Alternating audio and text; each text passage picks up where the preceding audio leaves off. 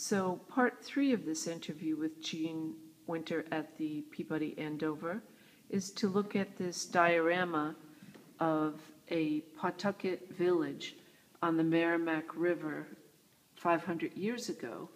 And this is actually nearby where we are in Andover. Jean, could you explain this? I'll do a short shot of the whole diorama, but maybe you could go in specific. Yes, I'll try. This represents Indian life on the Merrimack River in Andover, specifically on the bank of the river at Shattuck Farm, where there was a site dug by the state of Massachusetts, the Historical Commission.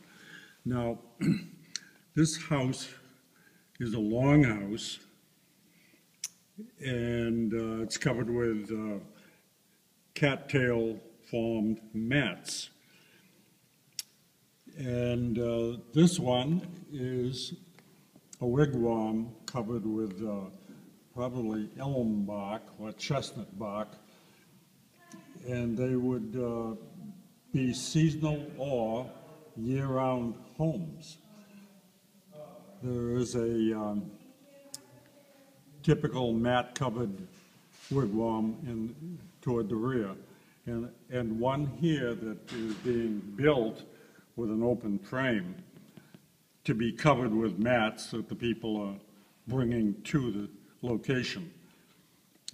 In the center rear, there is a conical wigwam, as many of the northern tribes from the Merrimack River northward all the way into Canada built, covered with birch bark, but here they're probably used for storage, for temporary sleeping for traveling hunters and messengers and so forth.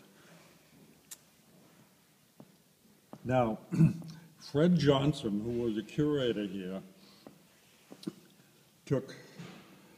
made a study of Indian life by living with them in Nova Scotia and Quebec, and he was probably in half a dozen different villages.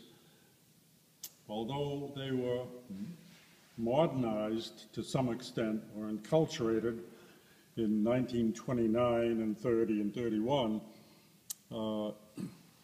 nevertheless they carried on traditional ways of living, especially in the summertime when they'd build an encampment covered with bark and mats and birch bark in order to teach their children their ancient ways. Now in part 4, we're going to look at some of the specifics of this diorama. Thank you.